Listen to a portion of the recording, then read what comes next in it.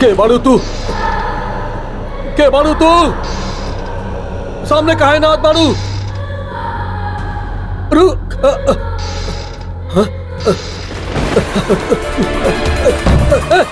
दरवाजा खोल, दरवाजा खोल।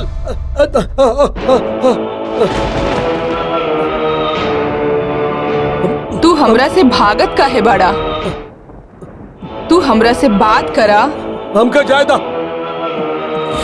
हमके माफ कर दो। तू हमरा से बात करा।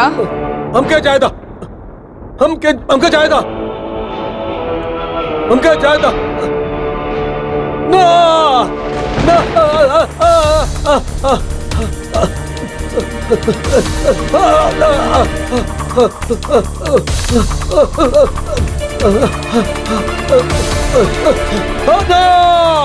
हम यहाँ के बहुत बड़ा गलती कही नहीं। क्या भालू तू? तू हमरा से भागत काहे बाड़ा? इतना हिम्मत करके यहाँ आइल बाड़ा तो हमरा से बात करा। ना, हमके माफ करता, हम फिर ना आए। हमके माफ करता, हमके छोड़ दा, हमके छोड़ दा, छोड़ दा। हमके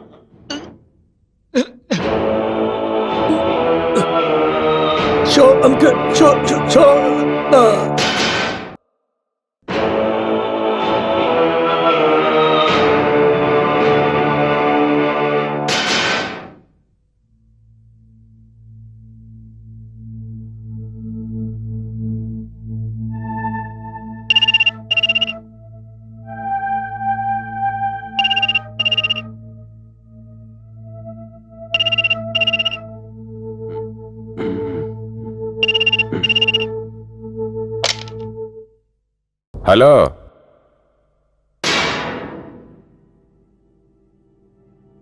जी।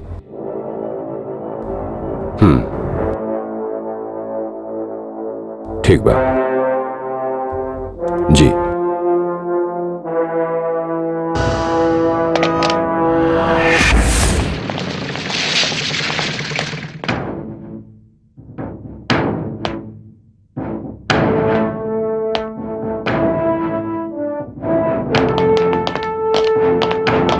जय हिंद सर। जय हिंद sir. May I come in सर?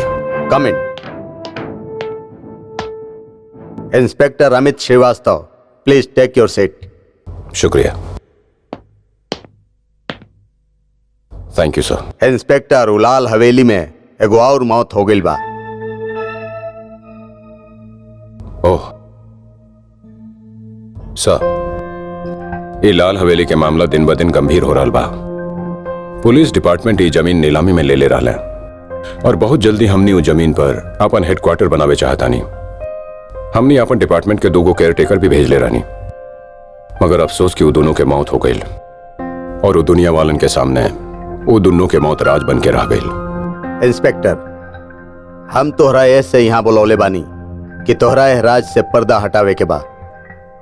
ऐसे पहले कि मीडिया खामखा शोर मचावे लागे, होम मिनिस्ट्री जवाब तलब करे, तोहरा हर हाल में एक केस के सॉल्व करे के बा। The task is very difficult and very dangerous. Sir, मुश्किल के मुकाबला करल खतरा से खेलल तो हमार पेशा बा, हमार फर्ज के पहला सीढ़ी। हाँ, एगो चैलेंज बा तोहरा सामने और हम ये चैलेंज के कबूल करत बानी। I very well accept this challenge. हम देखे के चाहत बानी के ओके पीछे कवन मुजरिम के शातिर दिमाग काम करत बा। सो आई पर्सनली फील, हमरा ख्याल से वो लोग ये हवेली के भूतिया हवेली साबित करके पुलिस डिपार्टमेंट की वो हवेली से कब्जा छीन लेवे के चाहत बाड़े। बट बी अश्योर्ड सर, इत्मीनान रखी, हमारी सन हरगिज ना होके देव। सर, एगो रिक्वेस्ट बा रउआ से। हाँ, कह। I need a free hand sir. Sure. Thank you sir, thank you very मच सर। Best of luck.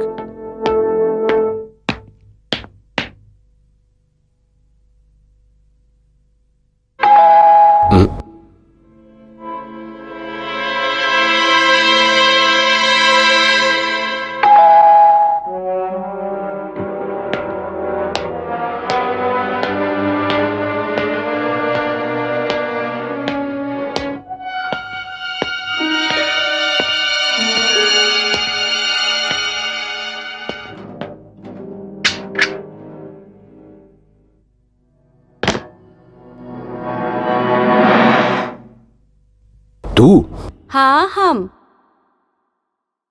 अरे तू तो हमके देख के ऐसन चौकत तोड़ा जैसे कोनो भूत प्रेत देख लिए ले बड़ा। अब कहा कहीं मोना, बस अभी अभी तोहरे बारे में सोचत रहनी और तू एजा हाजिर। How sweet. वो कहेला ना, think of the devil and devil is there. अब अंदर आ जाई। अंदर तोहर मतलब एजा? तो पूछे के का जरूरत बा, आजा ना। आवा। का बात बा इंस्पेक्टर अमित कि तू हमसे इतना घबरा गिल बड़ा कि शहर छोड़ के भागे का इरादा कर लिया हला? ऑब्जेक्शन एडवोकेट मोना साहिबा, हम शहर छोड़ के ना भागत बानी, बाकी घर छोड़ के पूरा एक हफ्ता खातिर लाल हवेली में रह के इरादा कर ले बानी हम। लाल हवेली? ओह माय गॉड अमित, ओ जगह के बारे में तो सुन ले बानी हम। अच्छा, वहाँ कहीं मौत हो चुकल बा। वो हवेली तो हॉन्टेड है ना अमित ना, तो ऐसा ना कर सकेला। हम तो सुहागन बनने से पहले विधवा ना बनना चाहतनी। ओह shut up Mona, you talking nonsense. और सुना, यदि हमरा से मिले के इरादा करवा तो दिन में 11 से 1 और शाम में 5 से 7। ऑलराइट? अमित पर तू अकेले वहाँ करबा का भाई? अरे भाई पुलिस वाला आवे ले तफ्तीश का की ताक झाक के चल जालन, कि वो डेरा ना डालेला। और तू तो ऐसे बात कर रहल बाड़ा जैसे लाल हवेली के कातिल तोहरे इंतजार कर रहल बा। और वो कह रहल बा वहाँ बैठ के कि आवा इंस्पेक्टर अमित, हमरे हाथे में हाथ कड़ी डाला और हमके लेके चला।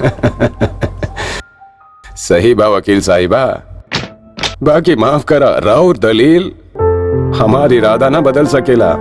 ओहो, हमके वैसे ही देर होत बा, चलो हम चलत बानी। अरे रे, तो हम चलते ना तोहरे साथ, तो कि हवेली तक छोड़ के आई। बाकी एकर इजाजत नहीं के। ठीक बा, चला। सुना, अपन ख्याल रखियो। अरे पगली, हम तोहरो ख्याल तो अपन साथे ले जात बानी। Take care.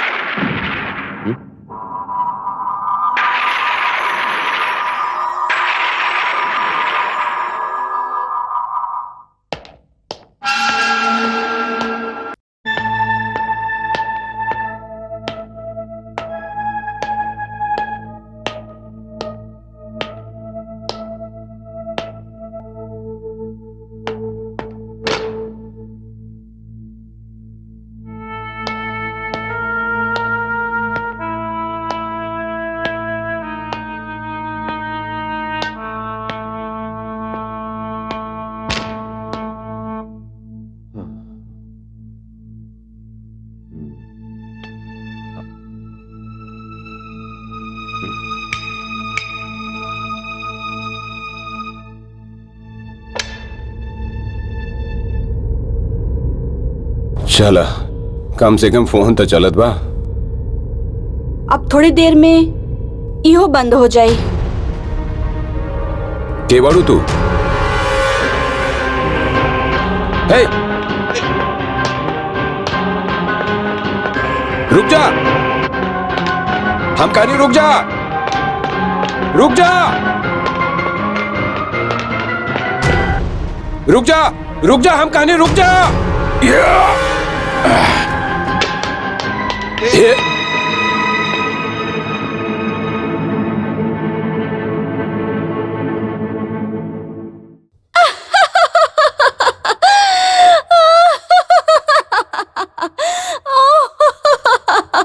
अरे मोना, तू ई का बदतमीजी बा? जनाब, हम ई देखी आयल रहनी कि आप भूतन के मुकाबला कर सकेने की ना।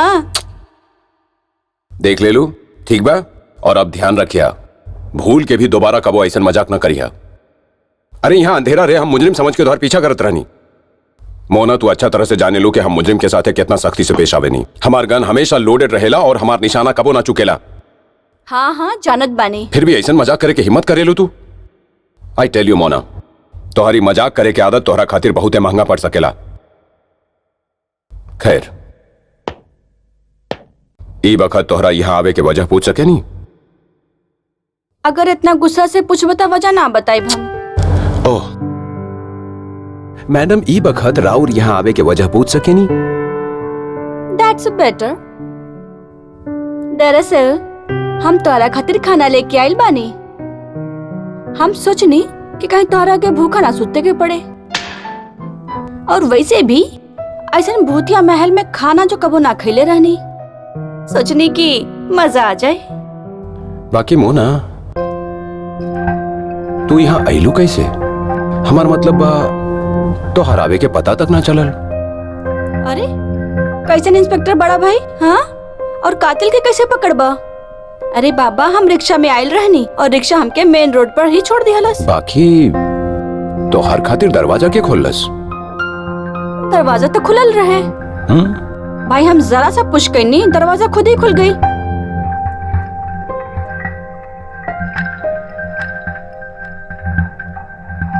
का बात बा अमित? ना कुछ हो ना। शायद हम दरवाजा बंद करे के भूल गए रहनी। चलो, हम तो के छोड़ावत बनी। ना ना अमित, आज रात यहीं रहे के और यहीं पर ढेर सारा बात करे के। और यदि भूत तोरा के मिल जावे तो क्या हमरा पास ले आइहा, हम सब संभाल ले। ना ना ना मोना, तोहरा एजा से जाके ही पड़ी। बड़ा जिद्दी बड़ा ना तू। चला चला, आवा।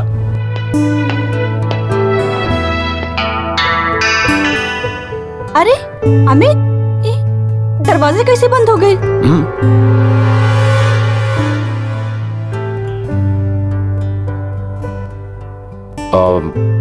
हो सकेला तू बंद कर दे ले होखबू।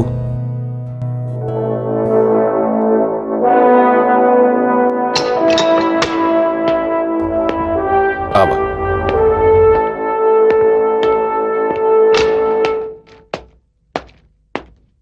आवा, बैठा।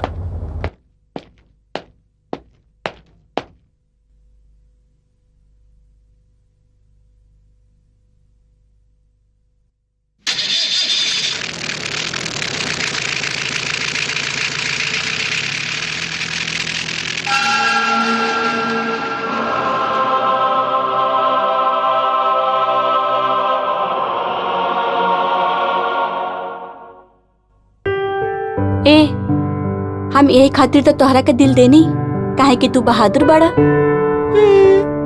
निडर भी और हमेशा खतरा से खेलेला।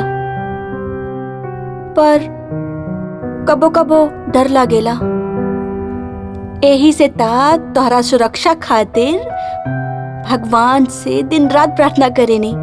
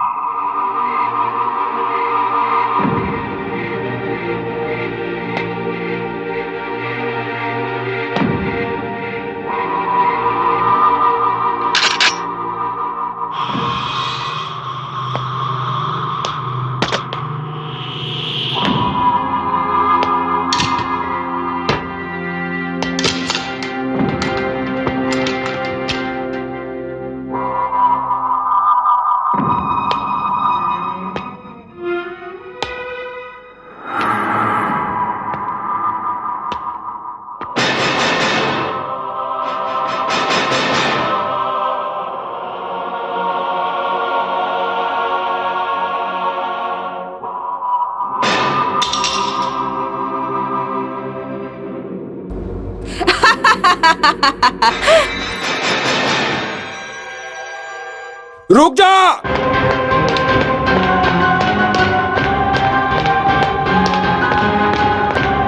रुक जा।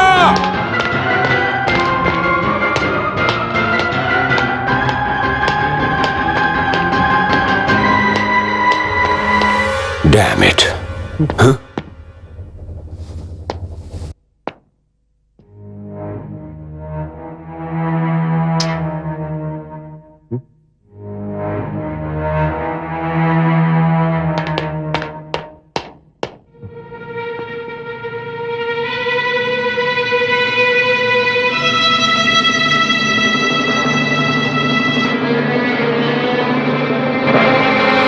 अमित श्रीवास्तव, ये तमाशा तो दिल दहला देवे वाला रहे, बाकी दिलचस्प भी।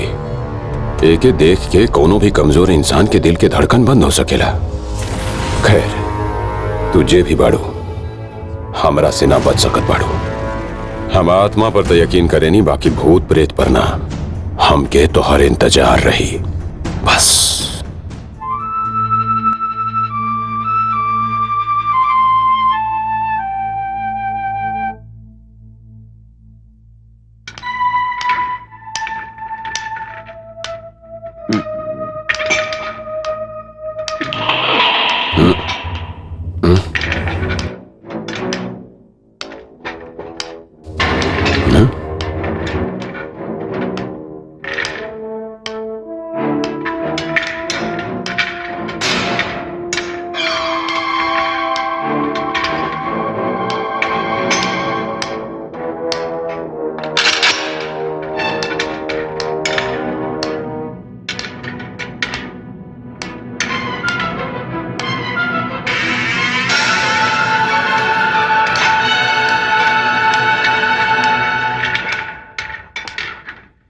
अरे मोना, तू? हाँ, हम।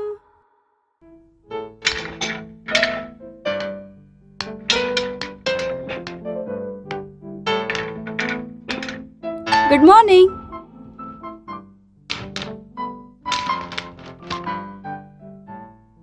मोना, तू हवेली में कैसे आयलू? दरवाजा तो बंद रहे।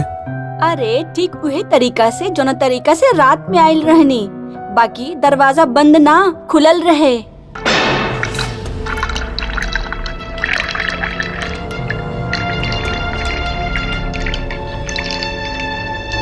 ऐसे का दिक्कत पड़ा? कुछ हो ना। मोना, ये चाय कैसे बनेलू तू? अरे किचन में। लेकिन किचन में तो सामान। सारा सामान मौजूद बा ना ओहिजा। देखा, दूध बा, चाय की पत्ती बा, शक्कर बा, सब कुछ तो बा।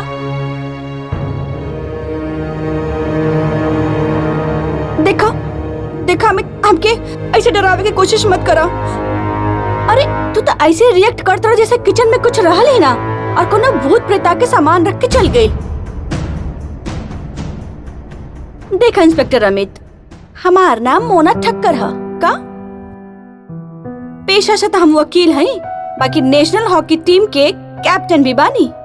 वैसे एगो बात बता दी, ये हम खाली आपके ही साथ बानी सॉफ्ट जैसन, नहीं तो हमारे एक हिट में ना।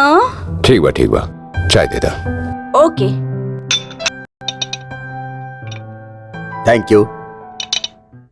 अमित, सुने में तो ये बात बड़ा दिलचस्प लागेला, बाकी सर एकरा में कोनो बाकी के बात ही नहीं के। काहे से कि जौन खौफनाक मंजर काल रात हम ओहिजा देखनी, ओके कोनो भी कमजोर इंसान देख लेवे तो वही जो ओकर हार्ट फेल हो जाए। और यो हो सकेला कि जौन लोग ओहिजा मरल बाड़े, उनका यह किस्म के खौफनाक और डरावना माहौल से गुजरे के पड़ल होगी, या यो हो सकेला कि वो लोग कोनो भयानक शक्ल देख लेले होखियन, जेकरा देख के उनका हार्ट फेल हो गए होगी। बट खास बात यह है सर के हमके ओहिजा कोनो भयानक शक्ल नजर ना आयल। बाकी अमित, तुम्हारा अगला कदम का बा? सर, अब अगला कदम भी उनकरे होगी, हमके पूरा यकीन बा। आज के रात ओहिजा कुछो ना कुछो जरूर होगी। बी केयरफुल अमित, आपन मदद खातिर पुलिस हमला के जरूरत बा तो साथे लेके जा। सर, ये भूत के खेल बा, और भूत भीड़ में ना वीराना में आवेला, सन्नाटा में आवेला। अब उनका से मुलाकात तन्हाई में ही होगी।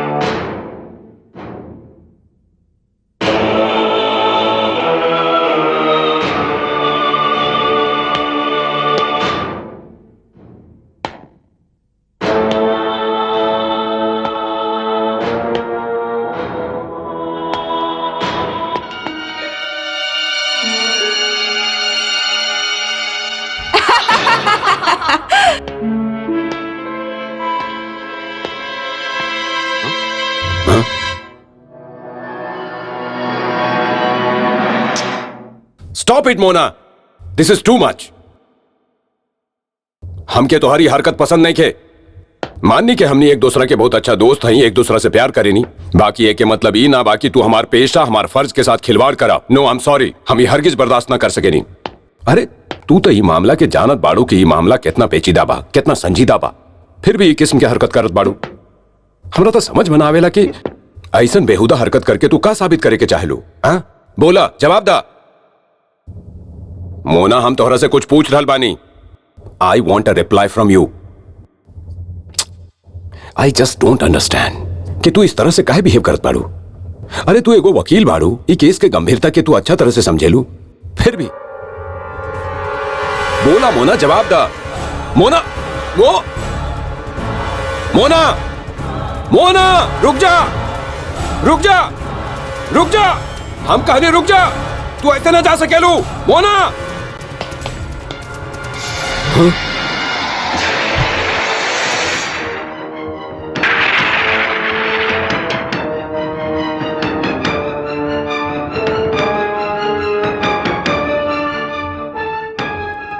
के बाड़ू तू मोना नहीं खू? हाँ,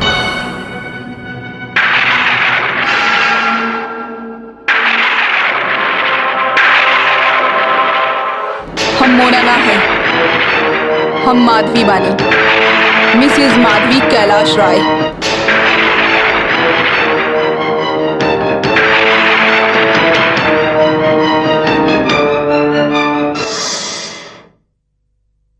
मगर राउर तो कत्ल हो चुकल बा। हाँ इंस्पेक्टर अमित, हमार कत्ल हो चुकल बा और हमार कत्ल के मुकदमा भी चलल। बाकी हमके इंसाफ ना मिलल और इंसाफ के तलाश में हमार आत्मा भटकत बा। ई हवेली में जहवा रउआ ई बखत खड़ा बानी, ई हमार पुरखों के बा।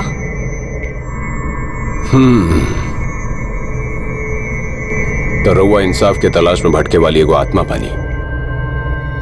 आपन बदला के आग के बुझावे खातिर बेकसूर लोग के जान लेवे के का हक होखेला आपके? इंस्पेक्टर अमित श्रीवास्तव, हम कौनों के भी जान से ना मारनी हा। तई हवेली में जौन इतना सारा मौत होखल बा ओके कातिल के हा? उ सब आपन कातिल खुद बाड़े, खुद ही आपन मौत के जिम्मेदार। वाह, बाकी राउर सिवा तई हवेली में कौनो नहीं खे? हम यहाँ आवे वाला हर आदमी से मदद के फरियाद करत रहनी, बाकी यहाँ आवे वाला हर आदमी डर के खौफ के शिकार होत रहल। कौनो हवेली के छत से गिर के मर गईल, तो कौनो के खौफ के वजह से दिल के धड़कन रुक गई। फिर रउआ आईनी, रउआ खौफ के अपना ऊपर हावी ना होके देनी। हमके एहसास भइल कि हम रउआ से मदद के उम्मीद कर सकेनी। रउआ मजबूत दिल और मजबूत इरादा के मालिक बानी, और ई बात के सबूत हमके कल रात मिलल जब राउर महबूबा मोना राउर साथे ऊ खतरनाक मजाक कैली। हम कातिल ना हैं इंस्पेक्टर अमित, हम फरियादी हैं। हमार मदद करी। हमके कानून से कौनो शिकायत नहीं खे। हमके शिकायत बा ऊ गवाह लोगन से जे अदालत में सच्चाई सामने ना आवे देहलस। सारा दुनिया जाने ली हम शहर के मशहूर सर्जन डॉक्टर कैलाश रॉय के पत्नी रहली। उनकर समाज में बहुते नाम बा, रुतबा बा, यही से हमरों के सम्मान मिलल, इज्जत मिलल। बाकी अदालत में सच्चाई सामने ना आयल। देखिए मिसेज राय, सच के जे भी तस्वीर बा उ तो खाली रउए बयान कर सकेनी। यही से ता हम रउआ पास आइल बानी इंस्पेक्टर। हमार कातिल के सारा दुनिया निर्दोष मानेला और ऊ ऐश के जिंदगी जी रहल बा। देखिए रउआ हमरा पर यकीन कैनी हा तो इत्मीनान रखी। कातिल के अपन करल गईल गुनाह के सजा जरूर मिली। रउआ खाली ये बताई राउर कातिल बा के? हम बतावत बानी रउआ के। ऊ 27 दिसंबर के रात रहे, हमार शादी के 7th वेडिंग एनिवर्सरी। अरे वाह, ओके दिन बाद। और रउआ अकेले आइल बाड़ू, केहू साथ में आइल? Wish you a very happy anniversary. Thank you, thank you. शादी की सालगिरह बहुत बहुत मुबारक। अरे भाई, आप अकेले खड़ा बानी, आपके आधा अंग कहाँ बा? बस आ रहल बाड़े। अच्छा अच्छा, आई आई। हाँ हाँ, हम आइल रहनी।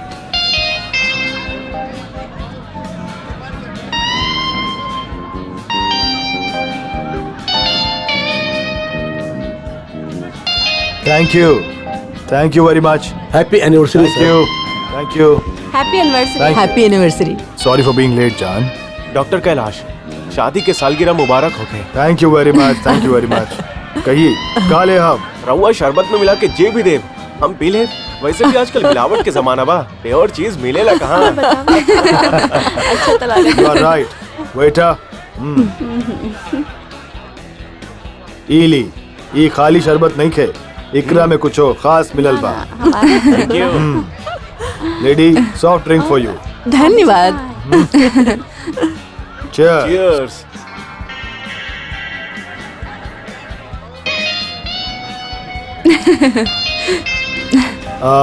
वेटर, यस सर। ई बुके ले जा, ठीक बा। साथ में ही हो। एक्सक्यूज मी, माधवी, हमार कुछ खास दोस्त आयल बाड़े। Just come with me to welcome them. Hello, how are you? जी, welcome friends. Congratulations, Dr. Kailash Roy. Happy wedding anniversary. Thank you. Congratulations. Thank you. This is for you. Oh, this is lovely. Thank you very much. Mrs Rai, हमने की तरफ से एक छोटा सा तोहफा, please accept it. एकर का जरूरत रहे? जरूरत रहे, रवा एकरा के देख ली, शायद रवा के पसंद आए। जरूर। डॉक्टर साहब, जी। हमार रवा से एगो रिक्वेस्ट बा, रवा अपन ब्यूटीफुल हैंड से भाभी जी के ए नेकलेस पहनाई। ठीक बा, my pleasure.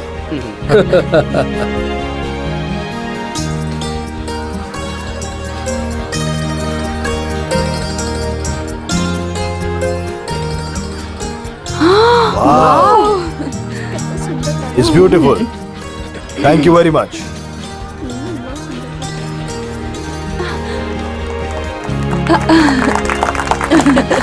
अरे वाह, बहुत सुंदर लागत बा ना? It's looking very beautiful. Thanks again.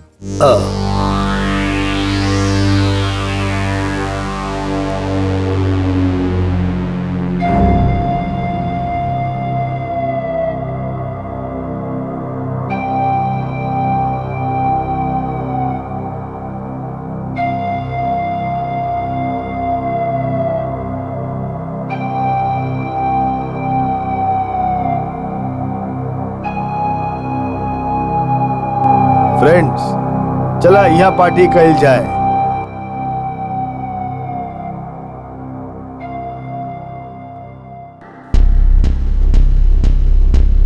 Friends, ये बार लिफाफे का वजन कुछ हल्का बा।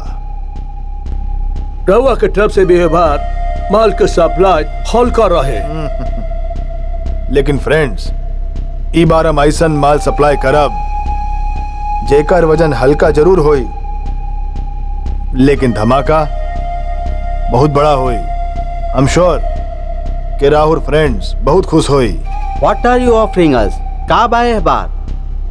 ई बार हमरा हाथ मिसाइल टेक्नोलॉजी तक पहुंच गए। का? What? जी हाँ, ई बखत माल हमरी लाइब्रेरी में बा। फिर तो डॉक्टर इस सोचला कि रवा के वारा न्यारा हो जाए। भले ही कौन सोच सकेला कि डॉक्टर कैलाश हमने के साथे कंधा से कंधा मिला के चलत बा। अरे फ्रेंड्स, कुछ ना कुछ तो चलावे के बा। सर्जरी की प्रैक्टिस ना चलल था, विदेशियों से दोस्ती चल पड़ी। हाँ? ओ डॉक्टर कैलाश, तू हमने के सच्चा फ्रेंड बाड़े। चीयर्स, ऐसे ही तरक्की करत रहा। और जाना था फ्रेंड्स,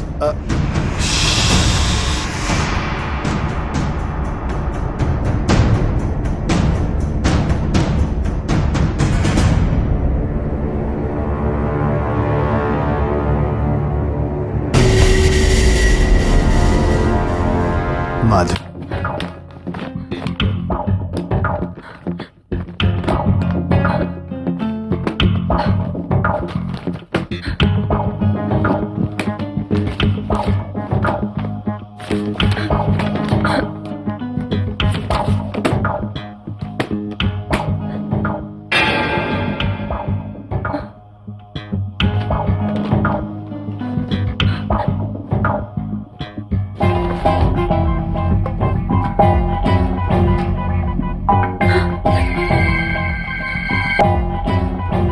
हे भगवान, जगरा हम देवता समझत रहनी वो राक्षस निकलल। हमार पति देशद्रोही बा। हम जानत रहे तू ऐजे होगबू, और हम यो जान गई नी कि तू हमार बारे में सब कुछ जान गईल बाड़ू। बाकी कोनो बात नहीं है। हमने दुन्नो तो पति पत्नी बानी, जीवन साथी। तो हमने दुन्नो के बीच ही राज कैसन? हाँ माधवी, हम तो डॉक्टर बनल रहनी खाली पैसा कमावे ऐश करे खातिर। ऐसन बेहुदा ख्याल तोहार जैसन गिरल इंसान के भीतर ही आ सकेला। धरती पर लोग डॉक्टर के भगवान माने ले, और तू लालच में जानवर के भी मात दे दिहला। हम कभो न सोचले रहनी कि हमके अपन पति के ई घिनौना रूप भी देखे के पड़ी। हम बहुते गिरल लोग देखनी, बाकी तोहरा जैसा पहली बार देखनी हा जे पैसा खातिर अपन माँ के सौदा करत बा। फालतू के बाद ई वक्त जज्बात से ना, अकल से काम ला। ई काम से हमनी के इतना पैसा मिली कि हम सारा जिंदगी खर्च करत रहब तबो कम ना पड़ी। अपन माँ के बेच के, अपन धरती के बेच के ऐश करब हमनी। हाँ ना कैलाश, ई सब में हम तोहार साथे ना बनी, और अपन पाप के सजा तोरा भुगते के ही पड़ी। ना जाने वो विदेशी गुंडा लोग के तू अबले का बेच चुकल बाड़ा। बाकी आज से ही सिलसिला इहे खत्म। ठीक बा, यदि ई सिलसिला के एजे खत्म करे के बा त इहे सही।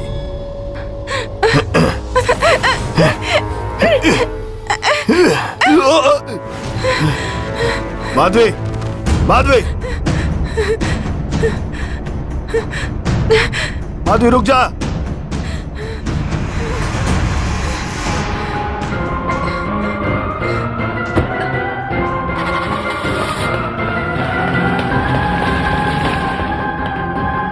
माधवी,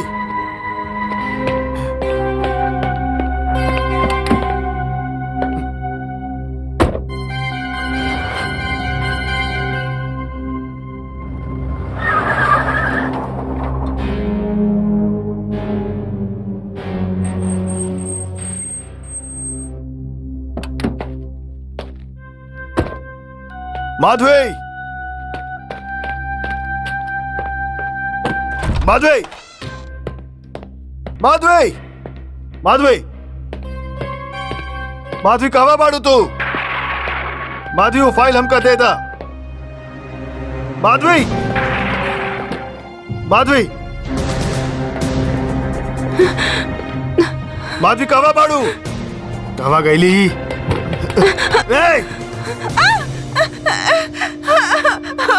तोरा पास जोन फाइल रहे कहाँ बा? वो तोरा कबो ना मिली। हम जाने नहीं माधवी, वो अहिजे कही बा। यदि तू हमरा हवाले कर देबू तो हम सब कुछ भूल जाई। हरगिज ना। तू का समझे लू? हम ढूंढ ना सके नहीं? तू ढूंढ ढूंढ के मर जाए, बाकी वो फाइल तोरा कबो ना मिली। बकवास बंद करा। हम तोरा से आखिरी बार पूछत बानी, वो फाइल दे बाड़ू के ना? ना देबू? हाँ ना देबू तो फिर हमार ई मैरिज एनिवर्सरी के रात तोहर जिंदगी के आखिरी रात होगी। तोहर जिंदगी हमरा खातिर मौत बा और हम जिए के चाहनी, और उकरा खातिर तोहरा के मरल जरूरी बा।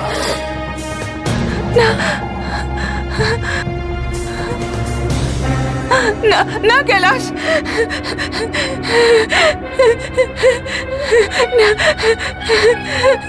ना।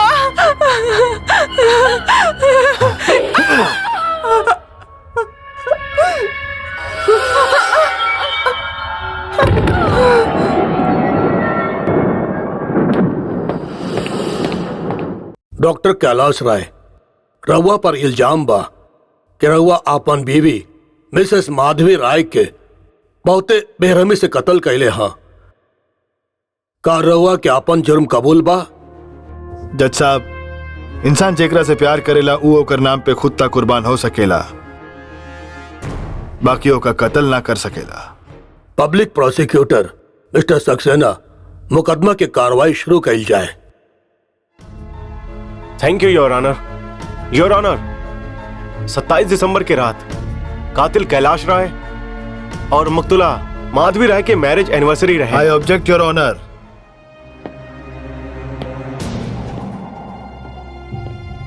योर ऑनर, अभी तक मुकदमा की कार्रवाई शुरू भी ना भइल बा और सरकारी वकील साहब हमरा मुवक्किल डॉक्टर कैलाश राय के अदालत के फैसले के पहले ही कातिल बना दिले। Objection sustain.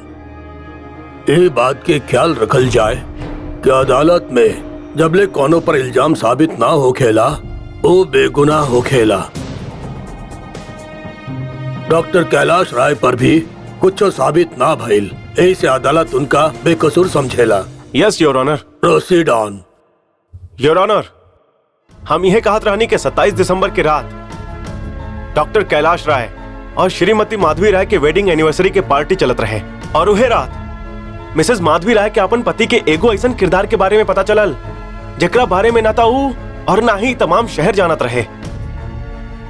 मकतूला माधवी राय के हाथ कुछ ऐसन कागजात लगल जेकर बिना पर मुलजिम के ई अदालत से कम 20 साल के कैदेबा मुसक्कत के सजा हो सकत रहे। मकतूला मिसेस माधवी राय उस सारा सबूत, उस सारा कागजात पुलिस स्टेशन ले जाके चाहत रही, बाकी एकरे बारे में डॉक्टर कैलाश राय के पता चल गई। माधवी राय अपन जान बचाए खातिर अपन बंगला के पिछला दरवाजा से निकल ली और अपन कार में जाके बैठ ली और निकल पड़ ली। वो रास्ता से अपन मोबाइल से अपन खास दोस्त रागनी झुंझुनवाला के फोन कैली, वो ओके बतैली कि ओकर जान के ओकर पति से ही खतरा बा, काहे कि ओकर पति एक देशद्रोही बा। जोन सबूत जोन जोन कागजातों के मिलल रहे वो के महफूज जगह पे छुपाए चाहत रही। योर ऑनर, मिसेस माधवी राय सारा सबूत, सारा कागजात लेके लाल हवेली पहुंच ली।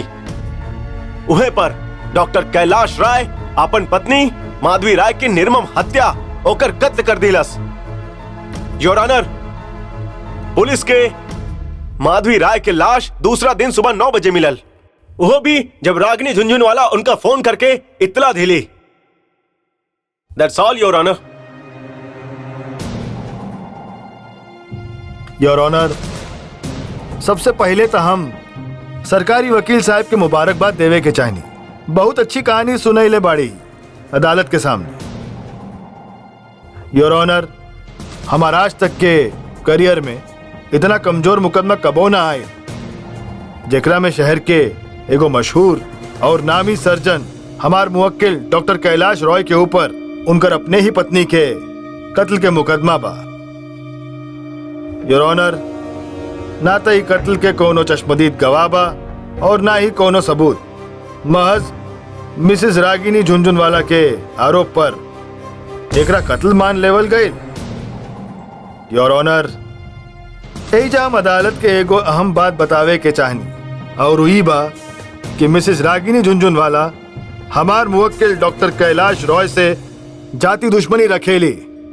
योर ऑनर, सच्चाई तो ई हा कि मैरिज एनिवर्सरी के रात जबकि पूरा घर मेहमान से भरल पड़ल रहे, एगो इज्जतदार डॉक्टर जे मानसिक रूप से बीमार भी ना रहे, ऊ अपन घर में अपन पत्नी खातिर एगो ऐसा सबूत छोड़ देवेला जे कि ओके देशद्रोही करार करे खातिर काफी रहे। योर ऑनर, ई बात पर खाली हंसी के अलावा और कुछ हो ना पा। योर ऑनर, अदालत के वक्त ज्यादा बर्बाद ना होके, यही से हम अदालत में मिसेज रागिनी झुनझुनवाला के बुलावे की इजाजत चाहनी। इजाजत बा। Thank you. और ई तरह हमार दोस्त रागिनी झुनझुनवाला अदालत में गवाही देली। बाकी अदालत के सामने दोगो मजबूरी रहे। पहला, हमार कत्ल के कोनो चश्मदीद गवाह ना रहे, और दूसरा, डॉक्टर कैलाश रॉय के खिलाफ जौन हमार पास सबूत रहे वो कहवा बा हमरा सिवा केहू ना जानत रहे। सच हम बतावतानी योर ऑनर। योर ऑनर, हालांकि ये सच हमार मुवक्किल डॉक्टर कैलाश रॉय के जाति जिंदगी से जुड़ल बा, बाकी है कि अदालत के सामने बता के इनका बेगुनाह साबित करल जरूरी बा, इसलिए हम बोलतानी माफी चाहनी। योर ऑनर, सच ई बा के मिसेज माधवी रॉय एक बेवफा औरत रहे।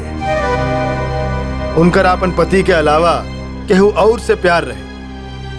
मैरिज एनिवर्सरी के रात उलाल हवेली गईली, ओही जा पर आपन प्रेमी से मिली और उही उनकर कौनो बात पर आपन प्रेमी से झगड़ा हो गई और उहे बात पर उनकर प्रेमी उनकर कत्ल कर दिहलस। और ये पूरा काम में मिसेस रागिनी झुनझुनवाला मिसेस माधवी रॉय के राजदार रहे। योर ऑनर, हमरा ख्याल में पुलिस के ई मामले के फिर से तहकीकात करे के चाहिए और असली मुजरिम के कानून के हवाले कर देवे के चाहिए। That's all your honour. तमाम हालात वाकयात के जाने के बाद और गवाह के बयान सुनने के बाद ये अदालत ई नतीजा पर पहुंचल बा कि पुलिस एगो निहायत शरीफ और अच्छा शहरी के मुजरिम बना के अदालत के कटघरा में खड़ा कर देलस। अदालत ई नतीजा पर पहुंचल बा कि पुलिस एक केस में बहुत ही कोताही से काम लेहलन। ये अदालत डॉक्टर कैलाश राय के आपन बीवी मिसेज माधवी राय के कत्ल के इल्जाम से बाइज्जत बरी करेला और पुलिस के ताकीद करेला कि मामला के दोबारा इंक्वायरी करल जाए। ये अदालत मिसेज झुनझुनवाला के भी शक के दायरा से बाहर ना समझेला।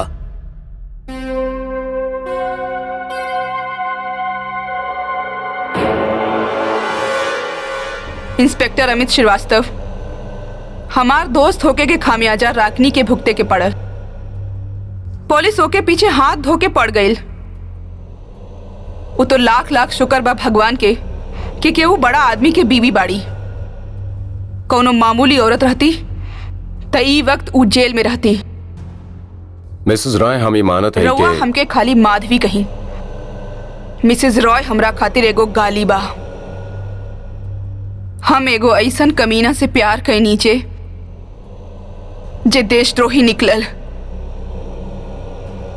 अदालत तो ओकर पेशा के बहुत संजीदा तरह से ले लिहलस, बाकी ई जाने के कोशिश ना कैलस कि पिछला 10 सालों में मेडिकल प्रोफेशन में डॉक्टर रॉय कितना पैसा कमाइल माधवी,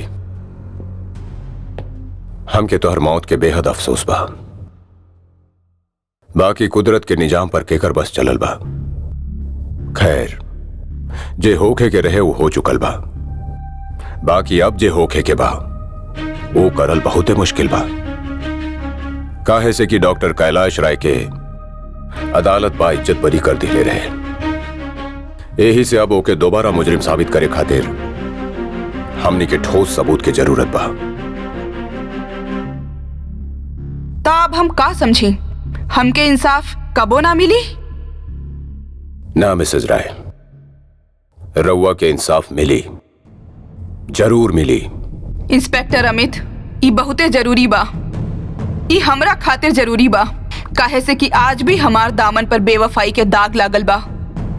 ई रागनी खातिर जरूरी बा, काहे से कि वो आज भी बिना वजह परेशान बाड़ी। ठीक बा, जे रउआ चाहे नी उहे होखी। डॉक्टर कैलाश राय के आपन किए पर पछतावे के होखी। उनका आपन किए के सजा जरूर मिली। ये हमार रउआ से वादा बा। And I mean what I से। रूह, आत्मा, भूत, प्रेत, तोहार दिमाग खराब हो गई बा इंस्पेक्टर। तू का दुनिया के सामने पूरा पुलिस डिपार्टमेंट के एगो मजाक बनावल चाहत बड़ा। तुहारी बात सुन के लोग हंसी है तोरा पर। ना ना अमित, हम तोहरा एकर इजाजत ना दे सके नी। सर, जब हमके ई केस सौंपल गईल रहे तो हमरा से वादा करल गईल रहे कि हमके फ्री हैंड देवल जाई। Free hand? फ्री हैंड का मतलब वहम और भ्रम के सारा बात। ध्यान रहे अमित, ऐसा करके तुहार नौकरी खतरा में पड़ जाई। और ऐसा ना करके हमार फर्ज, हमार जमीन, हमार यकीन, हमारे एहतमाद खतरा में पड़ सकेला। सॉरी टू से, बाकी हम ऐसे हरगिज ना होके देब। ठीक बा, ठीक बा, ऐसा कर तू अपन छुट्टी की अर्जी हमरा लिख के दे दा। जरूरत पड़ल तो तुहार बचाव तो कर सकी। हम जानत बानी तू एगो जिद्दी और अड़ियल आदमी बड़ा। बाकी तो डिपार्टमेंट के हमेशा रिजल्ट देले बड़ा। आई एश्योर यू सर, हम ई बार भी डिपार्टमेंट के रिजल्ट देब। And that's a word. I hope so. Positively सर।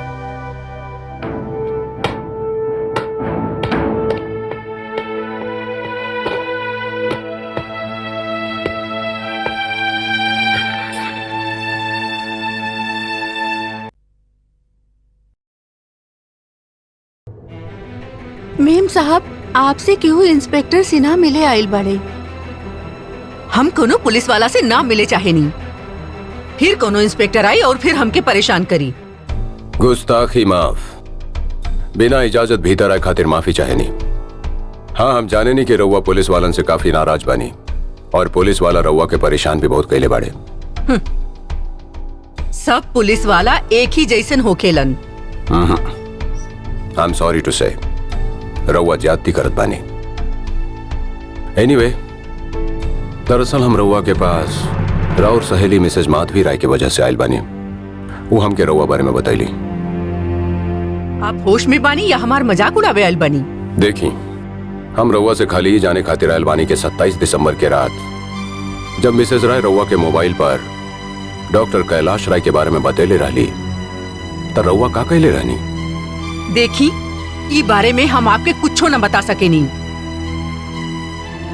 आपके ई तरह अचानक यहाँ आए जबकि हम आपके जानत भी नहीं की। प्लीज, हम वैसे ही बहुत मुसीबत में बानी। हम अपन मुसीबत और बढ़ावल नहीं के चाहत। I knew it. हम जानत रहने के रउआ यह किस्म के बात करब। यह से हम रउआ नाम राउर सहेली के एक खत लेके आयल बानी।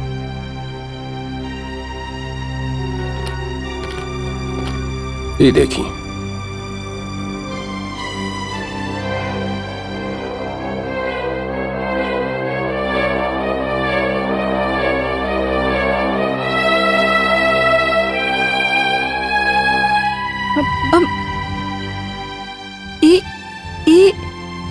ये हैंडराइटिंग ओकरे बा और ये सिग्नेचर भी ओकरे बा। आज की डेट? सच सच बताई रउआ बानी के? हम बता चुकल बानी, इंस्पेक्टर अमित श्रीवास्तव। देखिए रागनी जी, हम राउर सहेली मिसेस माधवी राय के कातिल डॉक्टर कैलाश राय के फांसी के तख्ता तक पहुंचावे के चाहेनी। यही से हमके राउर मदद की जरूरत बा। बताई हम का मदद कर सकत बानी रउआ की? गुड। ये बताई कि 27 दिसंबर के रात जब मिसेस माधवी राय से राउर फोन पर बात भइल रहे, ओकर बाद रउआ का कहनी? ओकर फोन से हम बहुत परेशान रहनी। वैसे डॉक्टर कैलाश हमके कबो अच्छा आदमी ना लागल। रउआ शायद ना जानी ले, बाकी डॉक्टर कैलाश के प्रैक्टिस बहुते मामूली बा। बाकी जौन तरह के जिंदगी वो गुजार रहा बा, वो ओकर इनकम से मेल न खात बा। और यह बात हम माधवी से भी कहनी, कितना बार कहनी, मगर ओकर कहे के रहे के दिन में तका रात में भी मरीज उनके आराम ना करे देवेले। एकर मतलब के जौन लोगन के ताल्लुक डॉक्टर कैलाश से बा, वो मरीज के नाम से उनका से मिले ने। थैंक यू मिसेस रागिनी झुंझुनवाला, ये इन्फॉर्मेशन खातिर हमरा और शुक्रगुजार हैं। और हाँ, हम रउआ के यकीन दिलाते हैं, अब पुलिस रउआ के कबो परेशान न करी। Good night.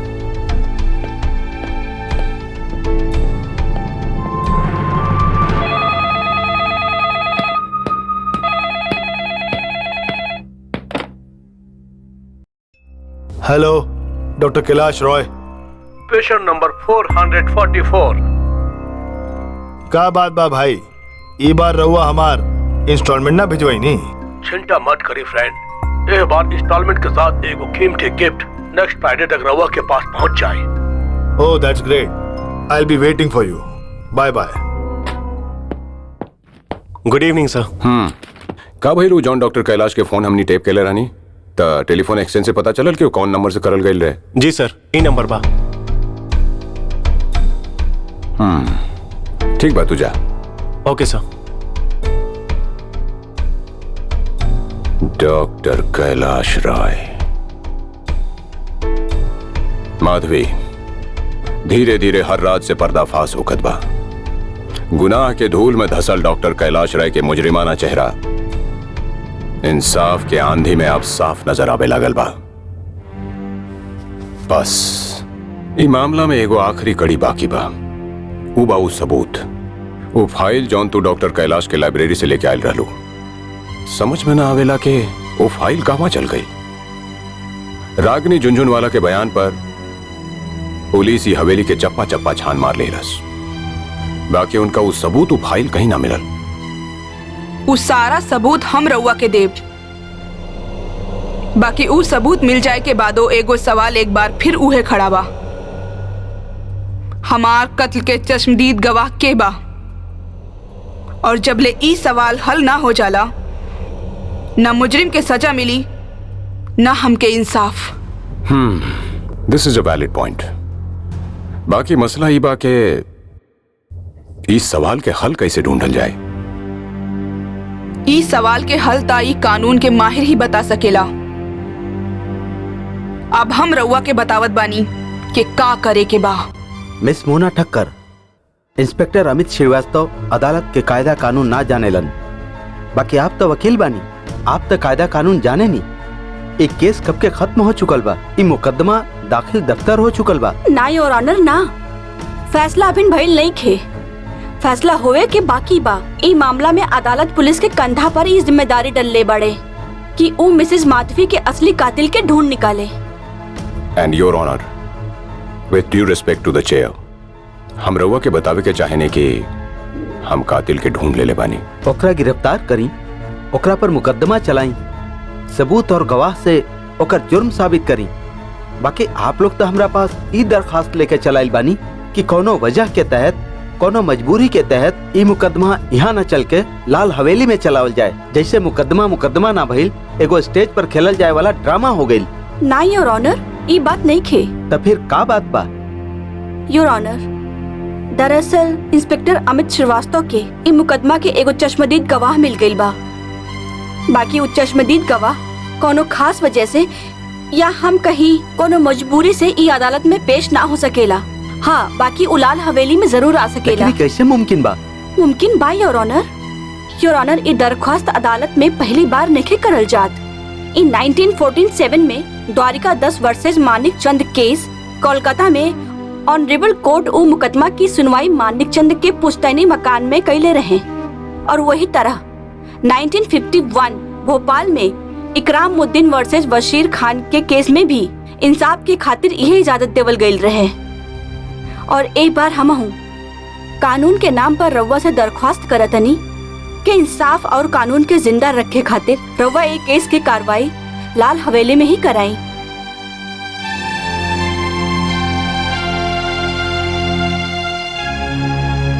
ठीक बा, अगर कानून के मुहाफिज जी समझत बारे, अगर एकरा से इंसाफ के तकाजा पूरा हो सकत बा तो हमरा कोनो एतराज नहीं है। हम एकर इजाजत देत बानी। Thank you your honour. Thank you very मच।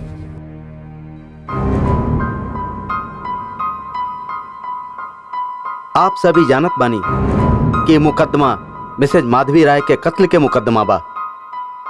मिसेज माधवी राय जेकरा पर अपन पति से बेवफाई के इल्जाम रहल और जेकर हत्या उनकर कोनो प्रेमी कर देलस।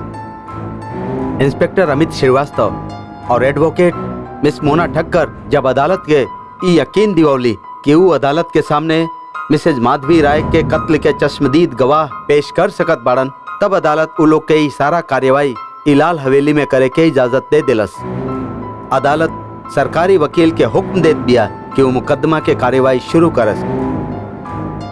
Thank you your honour. Your honour, एकरा से पहले कि वो चश्मदीद गवाह के ई अदालत में पेश करी, ओकरा से पहले हम कुछ ऐसा सबूत पेश करे के चाहेनी जो नी केस खातिर बहुते खास बा। इजाजत बा। Thank you honour. Your honour, यह वो फाइल बा जेकरा में हमारे देश के कुछ ऐसा सीक्रेट मौजूद बा, कुछ ऐसा सीक्रेट जेकि कोनो भी दुश्मन के हाथ लग जावे तब बड़ा आसानी से हमारे देश में तबाही फैला सकेलन। ईली योर ऑनर, यह वो फाइल बा जेकरा के बेच के डॉक्टर कैलाश दुश्मन से एक कीमत वसूल करे के चाहत रहे और यह सबूत मिसेस माधवी के हाथ लग गई रहे। I object your honour. Your honour, सरकारी वकील साहिबा असल मुद्दा से हट के अदालत के गुमराह करे के कोशिश करत बाड़ी। जैसे कि ये अदालत अभी अभी ही कहले बाड़े कि ये अदालत एहिजा पर कोनो खास गवाह के पेश करे खातिर बुलावल गइल बा। ता हम समझे नहीं के सरकारी वकील साहिबा समझ गइल हो कि हम का कहे के चाहेनी। योर ऑनर, लगेला वकील सफाई में अदालत के बाद जरा ध्यान से ना सुनलन।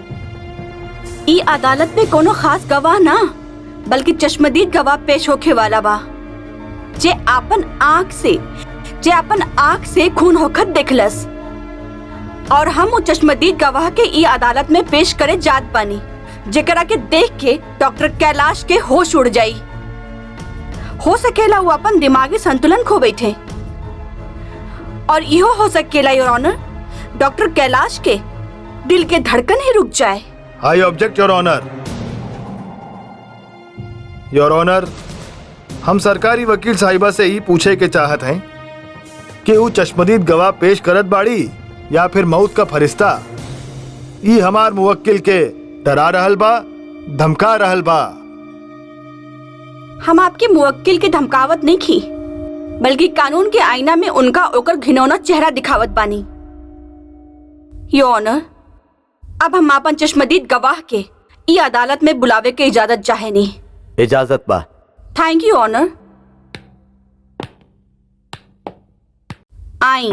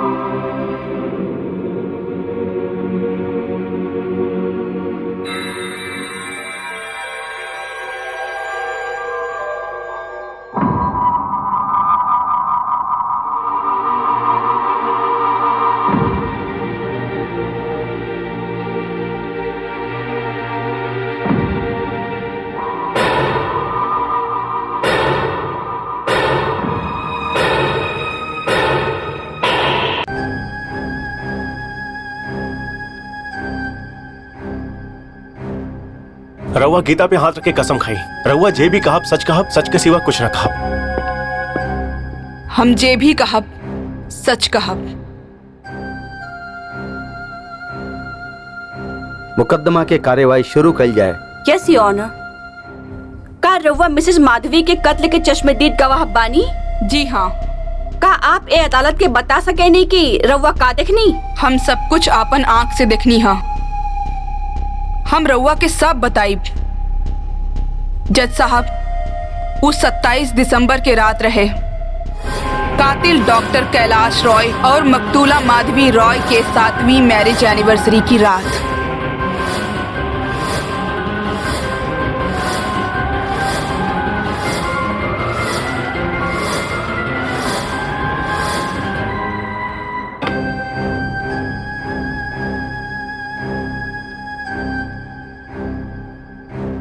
Hello hello. अरे माधवी, हेलो रागिनी। का बात बा? तू इतना घबराइल काहे बाड़ू? रागिनी हम बर्बाद हो गई नी रागिनी। बाकी भइल का? डॉक्टर कैलाश जकरा हम फरिश्ता समझत रहनी, वो देशद्रोही निकलल रागिनी। वो देश के सीक्रेट बेच के पैसा कमा रहल बा। माधवी, ये कहा बोलत बाड़ू तू? आज तोहार मैरिज एनिवर्सरी बा, तोहार शादी के सालगिरह बा। ना, आज हमार बर्बादी के सालगिरह बा। हमरा पास ओकरा खिलाफ सारा सबूत बा और हम ई सबूत लेके लाल हवेली जात बानी। अगर जिंदा रहनी तो हम तोहरा से आके मिलब। योर ऑनर, चश्मदीद गवाह के नाम पर ई औरत अदालत के सामने जौन कुछ बतौलस, ओकरा से एगो बात त साफ साबित होत बा कि ई औरत शुरू से लेकर आखिर तक हर जगह मौजूद रहली। बाकी कैसे मुमकिन बा? और ये औरत कौन बा? हम बतावत बानी कि हम के हई।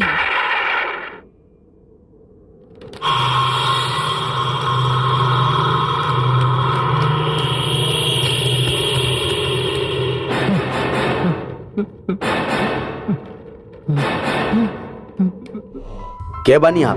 जज साहब, हम माधवी रॉय आपन कत्ल के चश्मदीद गवाह हैं। हाउ इट इज पॉसिबल? ये कैसे मुमकिन बा? ई मुमकिन हो सकेला जज साहब। अब हम डॉक्टर कैलाश रॉय से पूछत बानी, जे हम कहनी वो झूठ बा?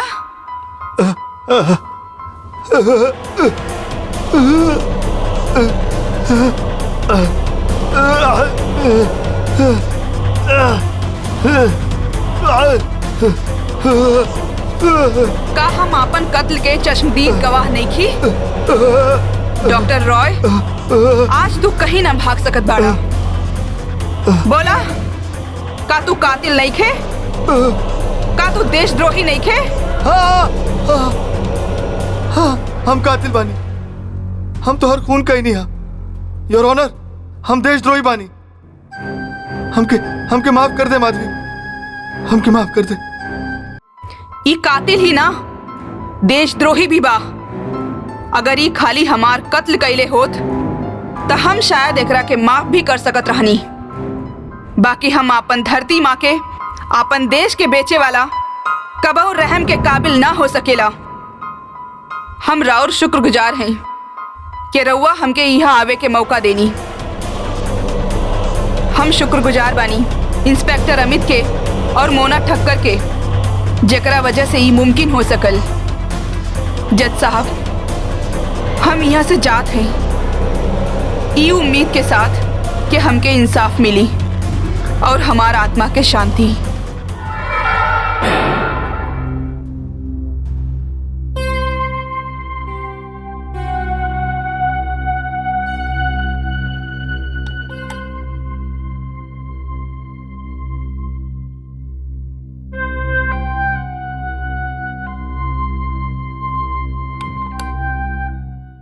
ये एगो बड़ा ही विचित्र और हैरत अंगेज मुकदमा बा।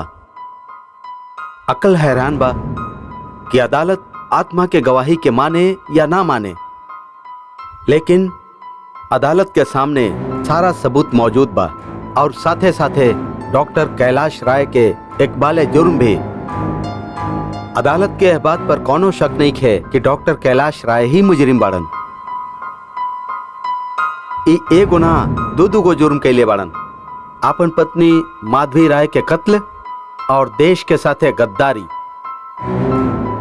अदालत कैलाश के मुजरिम मानत बिया और जेरे दफा 302 ताजरात हिंद ओकरा सजाए मौत के हुक्म देत बिया।